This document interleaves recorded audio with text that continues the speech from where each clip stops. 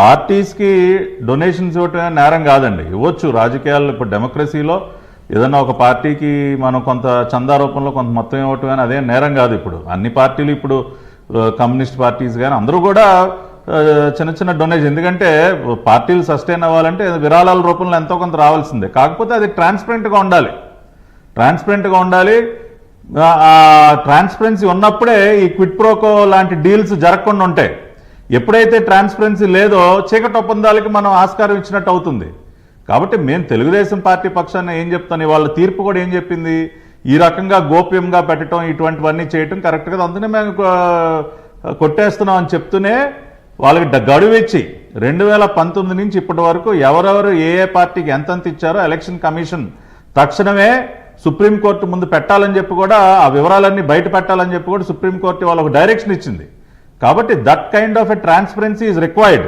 రెండోది వీకే గారు, ఇప్పుడే నాకు జడ్జిమెంట్ కాపీ వచ్చింది, 230 పేజీల జడ్జిమెంట్ కాపీ. దీనిలో ఒక 2-3 అంశాలు, కీలకమైనటువంటి అంశాలు ఉన్నాయి దీనిలో. అంటే కొన్ని ఫిగర్స్ డేటా కూడా ఇచ్చారు.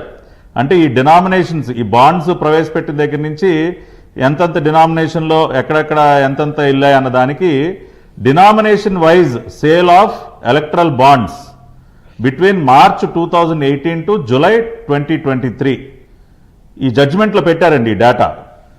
₹1,00,00,000 విలువ గల డినామినేషన్ ఉన్నటువంటి బాండ్స్ 12,999 బాండ్స్ అమ్మారు. దాని ద్వారా 12,999 కోట్ల రూపాయలు వివిధ పార్టీలకు చేరటం జరిగిందండి. ₹1,00,00,000 డినామినేషన్ ఉన్న బాండ్స్ 12,999 అమ్మారు. 10 లక్షల రూపాయల డినామినేషన్ ఉన్న బాండ్స్ 7,618 అమ్మారు. ₹1,00,000 డినామినేషన్ ఉన్న బాండ్స్ 3,088.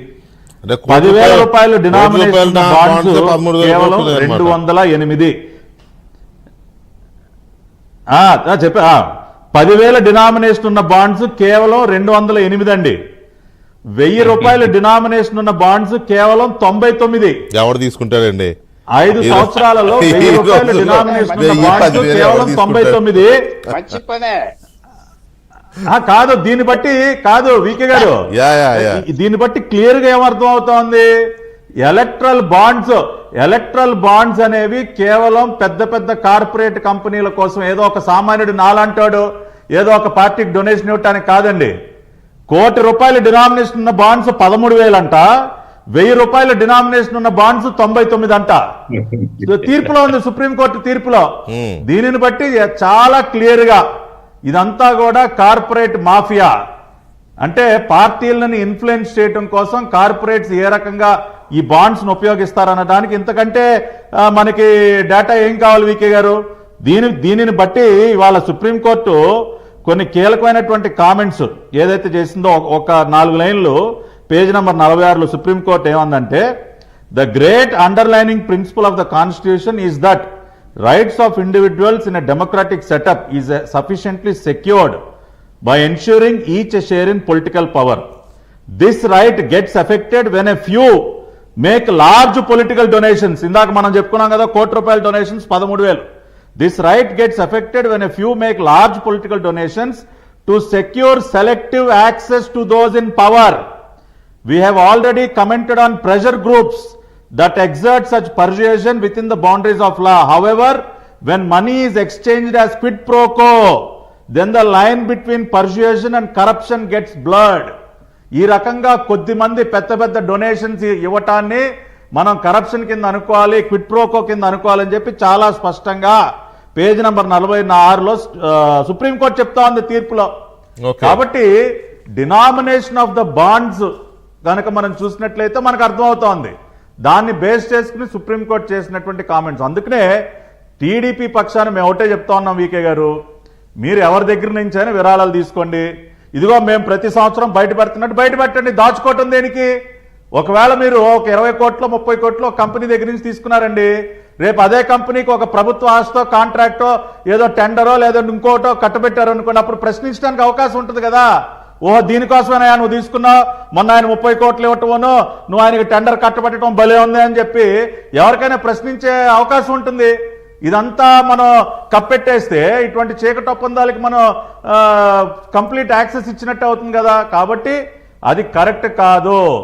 ఇవాళ అందుకనే the Supreme Court gave a good decision to it is a very good judgement.